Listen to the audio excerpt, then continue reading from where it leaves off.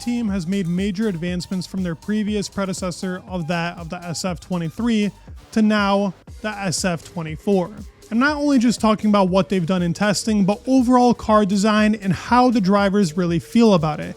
There's a significantly different upgrade plan to that of what they had in 22 and 23, and their aggressive reconcept of the Ferrari car is going to be a big development for that of 2024. Before getting into the Ferrari video, wanted to thank you guys for the support. Made a video earlier today, gave you guys two. Thank you so much for supporting the channel, voting, subscribing, liking, all of it. From the bottom of my heart, thank you so much. If you're new here, go ahead and subscribe. It'd mean a lot to me. Let's get into the Ferrari video. As I talked about, the Ferrari car has changed a lot of its concept, and they fixed the solutions that were really bad on that of the SF23.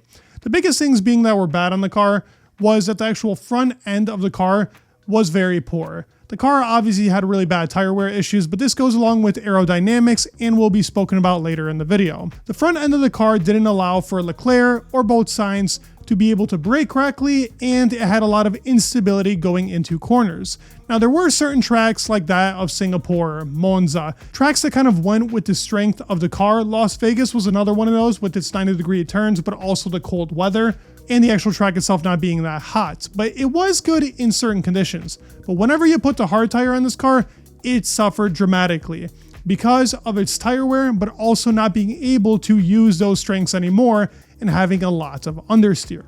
Now, understeer for some drivers is okay. Carlos Sainz actually prefers it. Fernando Alonso is a big fan of it as well. Obviously, everybody wants a balanced car, but if you look at the quickest driver right now currently on the grid, it's Max Verstappen, and he loves a oversteery car.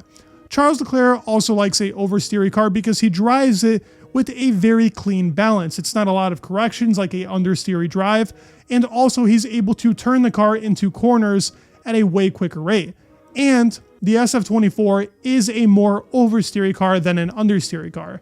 Looking at it on the eye test, obviously we don't know its true pace till we go into Bahrain, but the actual car itself is oversteering a little bit, but in the correct ways. It seemed very well balanced. The actual race pace simulations on the car were accurate. It didn't seem like it was going to be different timestamps all the time, and it was running correctly to what they thought. Both drivers were very happy with the balance of the car. They said they were able to drive the car correctly. It was doing the inputs that they wanted it to. And already in testing, they've proved that this car is much quicker than that of the SF23, and even saying that it's close to a second faster on race pace than that of the SF23. It seemed pretty suspicious that the actual car itself was promoting these good race pace elements, but that is to do with the aerodynamic gains they've made to fully committing to a downwashing concept. I talked about it in the previous video with their S-Stuck concept as to how they're able to bring more clean air to the rear of the car, and that not going into the actual tires and shredding it up even more. With the previous concept that they had with that bathtub design, yes, it was good at heating them up quickly and they could put in a good quality lap or two, but the race is where the points count, and that's where it matters. That really frustrated Leclerc, even with Leclerc saying that the SF23 testing of last year was the worst testing he's had in his life. And he's driven the Ferrari in 2020, so that tells you something. But honestly, the Ferrari in 2020 was an oversteery car. Sebastian couldn't get with it, but Leclerc actually kind of liked the feeling of the car. It was just the engine that was really poor on it. Words from the actual technical director over there at Ferrari is, the only thing I can say about the updates is that the car in the wind tunnel is already further developed compared to the presented car. So the first step is to see where we stand compared to our competitors. The work in the wind tunnel is progressing. The car is developing. If we put those two things together, we can decide where to release the first updates. Now, the current rumor on where the updates are going to be released is that of Australia. Will it happen over there? I'm not exactly sure. Maybe we'll see an upgrade in Japan because that is actually the fourth race this year, funny enough. But it's important that they grasp this new concept, which already seems to be in a better place. Carlos and both Leclerc have said on day one of testing, the car was already corresponding with their inputs in comparison to that of the SF23. It's very important to note that this car has made big progression, and everybody is looking at it as the competitor to Red Bull in 2024. If the car is well balanced, you can add updates to fix the elements of the car where it could struggle in slow speed, high speed, or medium speed. The Red Bull didn't have that many updates throughout its season, and looking at the Ferrari, on hand, it does look pretty simple, but the solutions that have been put into place have helped correct the issues that were in place in 2023. Its actual single lap performance seems to have stayed, so maybe they fire up those tires pretty well, but actually keep a good consistent pace. The times on both the C1, C2, and C3 have all been very impressive in setting very consistent times. While it might not be that fast to the eye test right now, it will be pretty quick in race pace time. And being able to have a front end and more consistency on its balance will allow them to put in more consistent laps. If the car understeers, you're naturally going to get more tire wear. Now with oversteer, it could be the same case if you're doing it a lot, but if you keep the car in balance and drive smoothly, you can keep those consistent laps.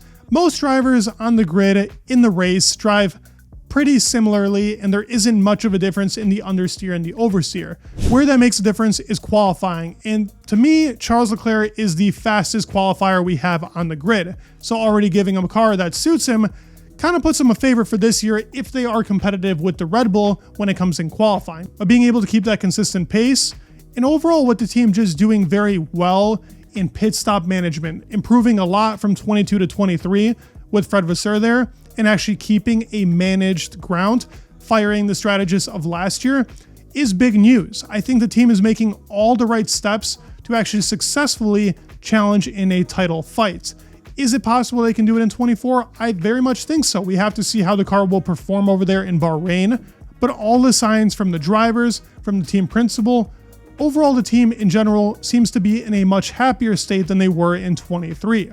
We do know they lacked a lot of development in 23 and 22, and with them already thinking ahead, being very aggressive and having an idea of where to go with the upgrades and having a completely different car in the wind tunnel tells me a lot of good things. It's funny, the actual car we saw back when I kind of showed a leaked picture where they were talking about the Italian media taking a documentary on Ferrari was the legit car we're seeing right now. So that just means that this wind tunnel car that we're going to see in the next upcoming races, at least the upgrades they're going to bring, maybe it's much different, but it's going to help with the solutions on its new car. What are your guys' thoughts on the Ferrari car? Do you think it's genuinely going to be competitive throughout the season? And does Leclerc or Sainz have a chance to prove how good they really are in a great car?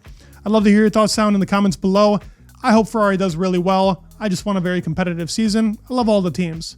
Hope you guys enjoyed. Please leave a like, subscribe, and me in the world, and peace.